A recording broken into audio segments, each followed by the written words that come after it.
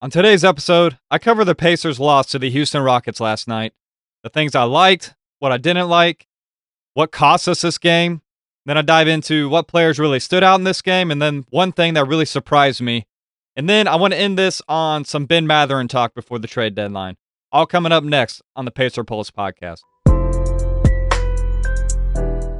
What is up, Pacer Nation? Welcome to the Pacer Pulse podcast, the heartbeat of Indiana basketball. I'm your host, Sean Trader. Today, guys, I want to go over the Pacers' loss to the Houston Rockets last night. We lost 118 to 114. It was a close game all throughout, and to be honest with you, I was happy about the results. I was happy that we got the loss, but I'm glad that it was a close game. But all in all, it was at least enjoyable to watch, but I think we all can be happy, Pacer Nation, that we ended up losing this game because we need to enhance our lottery odds. We need to make sure that we're at least a bottom 5 team.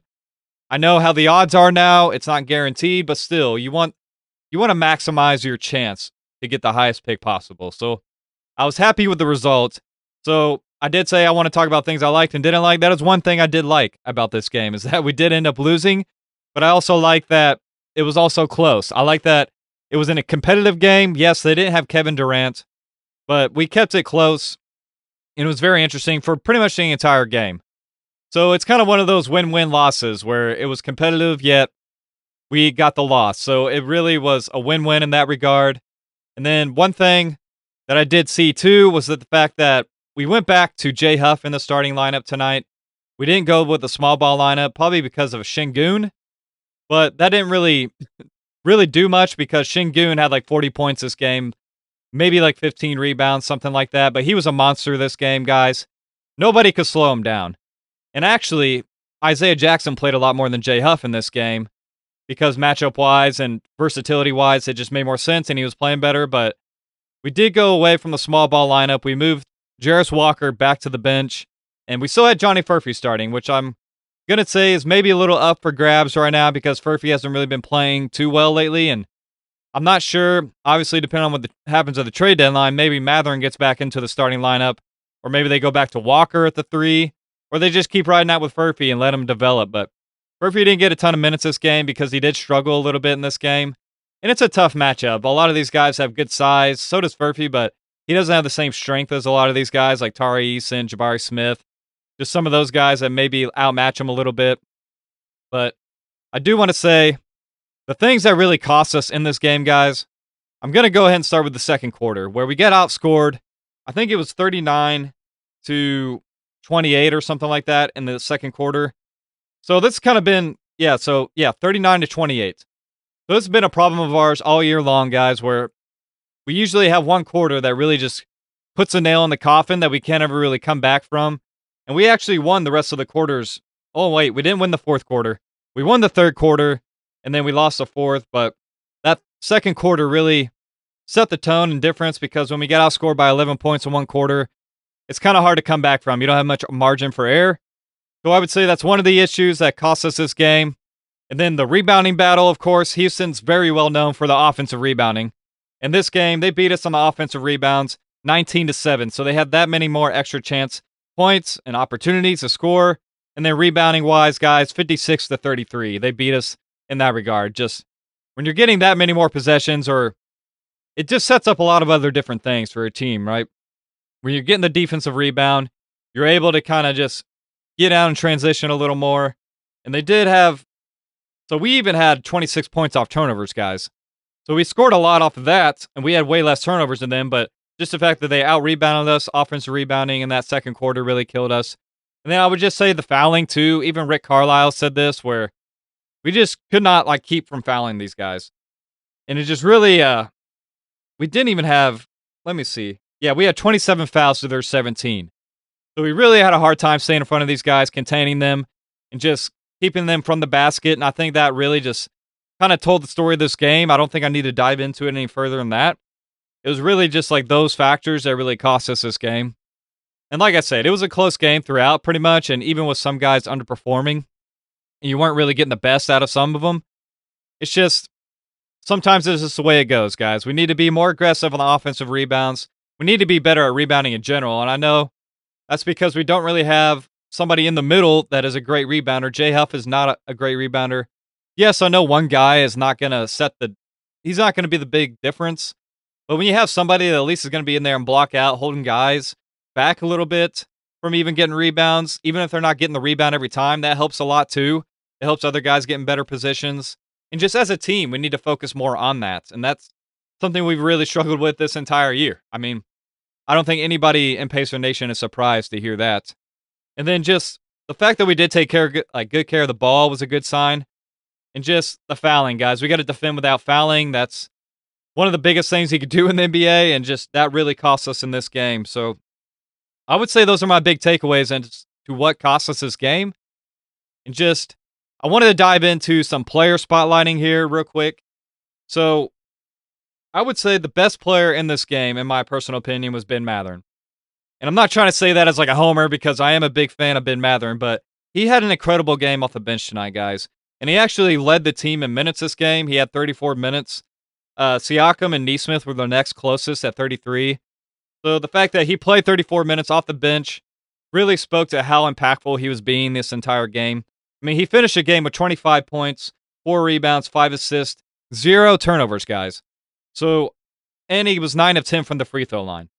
And he was 8 of 15 from the field. He didn't hit a 3, but he was super efficient in this game, shot over 50% from the field, 9 of 10 from the free throw line. The classic Mathurin game where there's just not many guys on this team that gets to the line the way he does. And that's why I'll always vouch for him to stay on this team and not trade him.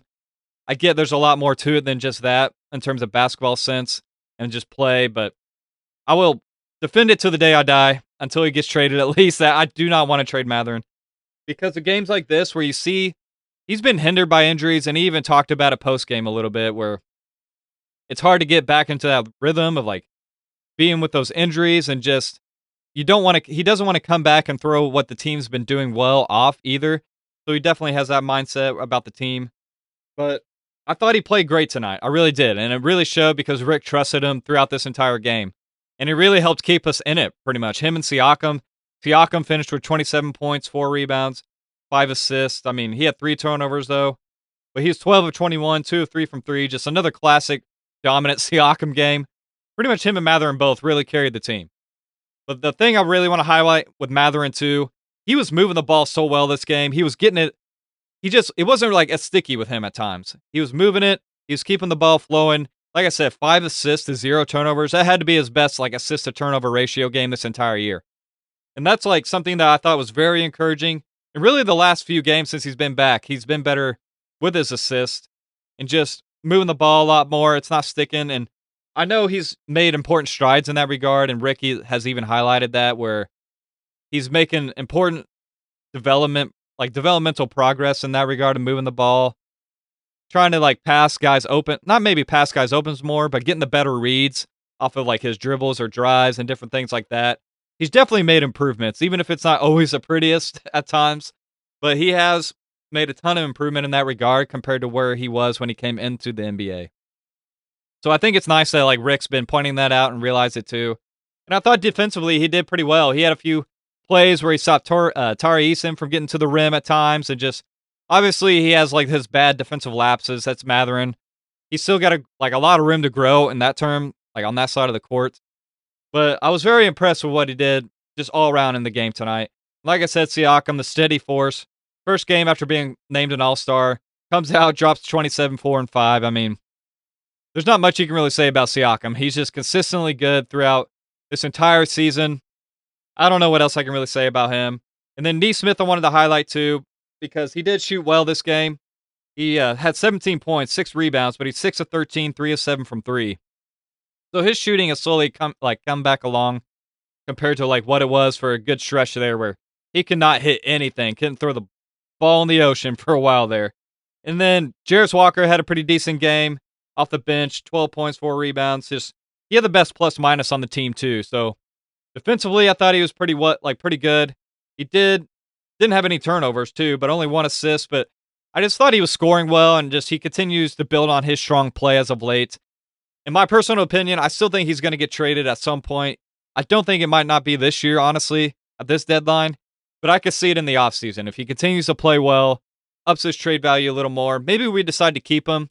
But like in my last episode, if you haven't heard about it, I talked about the Furphy and Walker problem we're going to have eventually, because Walker, he's due for an extension after next season, guys. Are we going to pay him 10 to 15 million to be our 10th man? Because that's the way it's going to shake out probably with our current roster and rotations right now. So a lot to consider. So if you haven't heard that, go check it out. I kind of dive into that a little more. But all in all, it's great to see Walker playing well. And even if we do keep him, that's great because you want to see him play better, be the player that we envisioned when we drafted him, the type of two-way force that we believe he could be. Even more so, his offense has been obviously significantly better than what we could have ever imagined when we drafted him. I mean, he was mostly supposed to be like a defensive specialist, like kind of like that Draymond-esque where he could switch onto different players. He had the size, a wingspan, the height was similar. Obviously, that's high praise, but like that was like kind of the archetype I think people were picturing. And he's kind of been the complete opposite. But he's starting to get his defense to come around a little bit more, and he's at least not having like huge lapses on defense where you're just kind of like, Jarris, what are you doing? What are you doing out there? So he's picked it up in that regard, but I would say this is where I go into my next segment, where the biggest surprise to me in this game was Isaiah Jackson, guys. So Isaiah Jackson played 25 minutes in this game. He impacted the game across the scoreboard, like the stat sheet, in every category almost. 6 rebounds, 6 points, 4 assists, 4 steals, 2 blocks. I mean, he was sensational in this game in terms of what he's really shown us this year. This is by far like his most complete game in the entire season. In terms of, like, yeah, he's not going to ever score a lot of points, but 6 points, whatever. He did rebound okay. But 4 steals, 4 assists, and 2 blocks. I mean, he had a pass to, like, Mathurin in transition at one point that led to a fast break layup or dunk. I can't remember. But he kind of, like, just lobbed it. He got the steal, I think, off of Şengün or somebody. And he wasn't even fully facing that way, I don't think. He just, like, threw it over him. Like, just threw it down the court. It was like a lob pass to Mathurin, landing in his hands perfectly, and he got the layup. So it's just, when you get that side of Jackson, and you see that defensive versatility he really showed in this game, where he was guarding out on the perimeter, he was getting steals, like poking the ball away from guys, getting blocks too. That's what you envision from Jackson from the day we drafted him, honestly. What you always kind of thought he could be. And just this game really highlighted that. That's why it's so, with Jackson, it's like, man, I even talked about it with Tony East on my podcast with him. I said, I think Jackson's a negative asset right now. So if you're trading him, I almost don't see that him being a positive value to a team. And he's kind of overpaid for his role right now. But then you see games like last night where it's like it reinstalls like your faith in Jackson. And you can't be prisoner of the moment, guys. So I'm not going to be. It was an amazing game by Jackson overall. Don't get me wrong. Like he wasn't filling it up scoring wise. Just his overall impact it was incredible. He was a +4. He was one of the top guys in terms of impact on this team. And that's why he played a lot of minutes and played way more than Jay Huff, way more than Micah Potter. Because he lost his spot to Micah Potter for weeks, especially after coming back from that concussion, which I thought was weird too. He was out forever with that, but like he really struggled ever since he came back. He's struggled all season, guys, so don't get me wrong. He's had a game here and there, that game early on in the season against the Bucks where he showed out, had a double-double against Miles, but this was probably his best game since then. Maybe I'm forgetting a game. You guys could tell me in the comments on YouTube if I am, but he really had an awesome game. That was my biggest surprise in this game, guys, was just the fact that Jackson impacted the game in that such a way with his passing and his defensive ability. He really just put it on full display today where it was like, man, if he could just be this consistently, he could be a really good backup in this league. You're not going to rely on him to score, of course, but if he's going to bring that kind of defense and rebounding and passing, you can live with like just the scoring. If he can just be a play finisher and that's it. So it's hard because it's not consistently there. So if that's like something that could trend in the right direction, if somehow we don't trade him before the deadline and use his salary for a deal for a starting center, you hope to see at least that progress into next year and you feel better about him possibly being a backup center, at least in the rotation, as you still try to find a starting center. So that was my biggest surprise in this game, guys, was Isaiah Jackson, just really impactful. Şengün, yes, he had 39 points, but I thought he had some pretty good plays on Şengün where he stripped the ball from him once or twice. But all in all, I was completely blown away by Jackson in this game. That's all I have to say about that. And then, like I said at the beginning of this podcast, I wanted to kind of touch on the Ben Mathurin situation a little more, where they had the post-game press conference after the game, and they asked Rick about Mathurin's performance tonight, and he just said how he's really, like I said earlier, he's been really improving on his reads, like because he had 5 assists. He was one of the top assist guys in this game. That he had good reads this game, and he's really just improved on that front a lot since he's been with the Pacers in the NBA. As you know, they've been working on Mathurin with that since he's been into or with the team. So they've really wanted him to improve in that regard because they know he can score, guys. They know he's got that natural talent. So I know they want him to round out his game, and that's why to me it would be such a shame to give up on that already. I know like money talks and whatnot, and that's a big factor considering our cap situation. So you do have to consider that, I guess. But man, it would be a shame to give up on that so soon because you saw kind of like a complete game from him tonight. But Mathurin, of course, was part of the post-game presser because he was one of the best players in this game. So they were asking him questions just about coming back, and he's like, or just being different spots in the rotation. He's like, I'm always pulling for my guys. I'm always trying to be there for them, support them, just being like kind of the ultimate team guy. And then just how he worries about when he did come back about throwing off how the team was playing. He wanted to make sure that he wasn't throwing off the chemistry or just in terms of how the team was playing as of late. He didn't want to ruin that. So as much as like some people might dislike Mathurin, they may not be able to stand his game, maybe stand him as a person. I don't know what it is. If you just absolutely are anti Mathurin, you can't say that he's not a pro team player. You cannot say that about Mathurin. I know like the whole Kuminga situation in Golden State where it kind of seems like he's just about himself. He wants to play and get all the stats and accolades because it would look good for him possibly. I don't know if he's outright said that, but that's probably kind of the vibe. Mathurin has never been that way, guys. He's never demanded a trade like Kuminga, even if the team was like, hey, we don't want to pay you just yet, you never know what conversations they've had, but he's always been the ultimate team guy. And anytime you talk to him or he's done interviews with him, they've done interviews with him, he's always put the team first. And he's always been willing to come off the bench, even if he does have aspirations to be a starter. Like, how is that a knock on a guy if he wants to be a starter because he believes in his talent or his ability? I don't knock him for that, but he's always done what the team has asked for him. And he even said that in the post-game presser. He was like, yeah, I'm always willing to do whatever it takes for my team, like whatever my team needs from me. I'll go out there and do it. And that I think the reporter asked him about like his passing tonight, and he was just like, if the team wants me to go out there and be a passer like that, I'm gonna do it. He's like, I know I can score and do all that, but if they need me to do that, I'm gonna do it. It's just he has that team first mentality, guys, on top of like just having that drive of being the best player he can possibly be. And then they asked him the big question about the trade deadline and all that. And even you could tell, like maybe it was just me whenever I saw his reaction to the question and all that. I think he said you can't stress about that. He's like, I could sit here and stress and worry about it, but I'm just gonna focus on being the best player essentially that he can be, putting his head down, continuing to work and do what he can for the team. And it's just you could tell that he said that, but you could tell also that I think a trade does kind of worry him at some point. Like I think he wants to be a part of this team, guys. I do. Maybe it's just me reading into it a little too much, and that's not what it is at all. But I can just tell there's a little more to it where I'm sure he is stressed about it, about being traded possibly. And he did say, like, whatever happens, happens. Of course, that's the NBA. You can't control that, and I think that's pretty much what he meant. So I've seen articles put out today where they use that as a headline if it happens, or if it happens sort of thing. But, like, it's not like in that quote. It was mostly just because he was saying, man, it's like it's out of his control. He's just always going to do what he can do to be the best player he can be and do what the team needs of him. So it's just, I think we forget a lot of this player element sometimes too. I definitely do with some of my takes about some guys sometimes where I'm like, hey, like with Jarrett's this whole year, I'm like, trade him.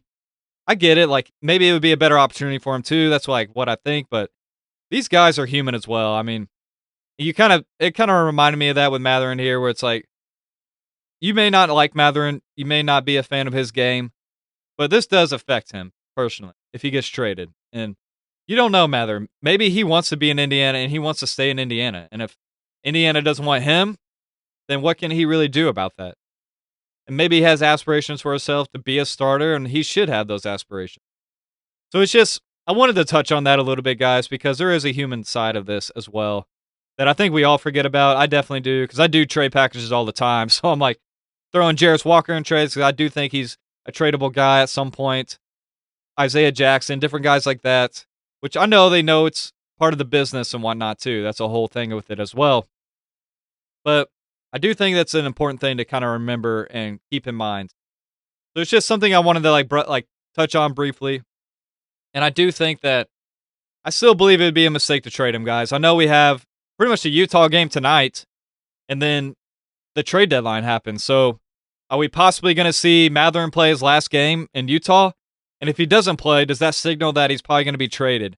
That's something I would keep an eye on, guys, to be honest, because you just don't know. If he doesn't play tonight, I would say it's probably likely that maybe he's going to get moved before the deadline. And that's going to tell a lot, I think, because there's no reason why he wouldn't play. I mean, he could still play tonight and still get traded, don't get me wrong. So, but I just think, like, if that happens for sure, then there's probably some sort of deal in the works that he's going to get moved. But maybe he already knows, and he was just saying all that stuff that he, can't stress about it or can't control it. But I just think that that's something to look out for, guys. Keontae George, that matchup, him and Nembhard, I'm kind of curious to see if Nembhard guards Keontae George tonight. So be on the lookout for that in the Jazz game tonight. Is he going to be the matchup, or are they going to put Nesmith on him and give Nembhard the easier assignment? I have reason to believe he'll probably be guarding Keontae George. We'll see if Lauri Markkanen plays tonight, but if he does, I'm kind of wondering if Siakam will be on Markkanen and just kind of see that matchup too and see how they perform. Both teams, I would think, are not trying to win right now. The Jazz definitely aren't, because if they fall out of the top 8, their pick goes to OKC. So obviously we want them to have a high pick. And so I'm curious to see if Markkanen's going to be resting.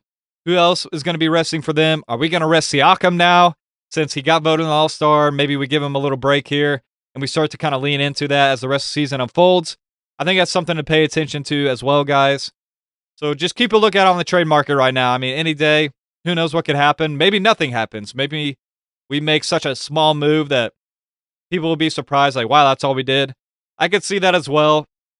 And maybe we kick the can down the road to the offseason. But whenever I talked with Tony East on my podcast the other day, we talked about how I believe just as much that if Ben Mathurin is going to get traded, it's going to be before the deadline, because that's where his value, I think, is going to be the most high. I think it makes the most sense. When you get into sign and trade, it's a lot more trickier. I mean, he's going to have to want to go to that team as well. So it's just, they're going to have more flexibility in terms of what they can go after before the trade deadline. So I think if he's going to get traded, it's probably going to happen any day now. And who knows, maybe after I post this, it could happen after I post it. And I'll have the most sad podcast about a Ben Mathurin trade. I mean, depending on who we get, I'll always embrace him with open arms and welcome to the team. But man, like I said, with Mathurin being my favorite player, my wife's favorite player too, we're going to be a little hurt by the move. But I mean, obviously we're Pacer fans first and foremost. So if it's what's best for the team, I understand it. But it's gonna be pretty rough, Pacer Nation. But like I said, the Pacers come first, and if it helps us bring us closer to a championship, then I fully understand it. Because we were that close, guys, and I know we can get back there. Especially once Tyrese comes back. We get a pretty high-level center, or at least a starting quality center. And I talked about one yesterday that I thought it'd be kind of sneaky, and that was Day'Ron Sharpe. So go check that out if you haven't heard the podcast yesterday as well. But as always, guys, leave a like, comment, subscribe on YouTube. Let me know what you thought about this game. How'd you feel about Isaiah Jackson's performance? How you thought about Ben Mathurin's performance? If you think this could be one of his last games in a Pacer uniform. Siakam, his all-star. I mean, just him being voted as an all-star. What do you think about that? Always let me know your opinions. I love talking to you guys on there.